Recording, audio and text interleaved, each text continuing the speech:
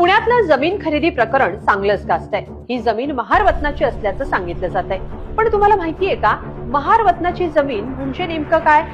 देशाला स्वातंत्र्य मिळण्यापूर्वी जेव्हा भारतात इंग्रजांचं सरकार होतं, तेव्हा ब्रिटिश कायद्यानुसार महार समाजाला शासनाची म्हणजे सरकारची सेवा करण्याच्या बदल्यात मिळणारी वंशपरंपरागत जमीन म्हणजे महार वतन जमीन।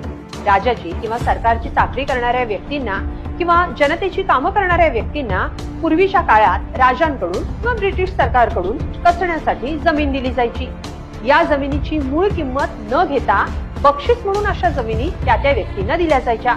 या जमिनी चाकरी करेपर्यंत वंशपरंपरागतरित्या त्याच मूळ व्यक्तीच्या कुटुंबातल्या व्यक्तींना वारसा हक्कानं कसण्यासाठी मिळत राहणं असं अपेक्षित होतं। त्यामुळं अशा जमिनी हस्तांतरण करता येत नाहीत, तसे निर्बंधही होते।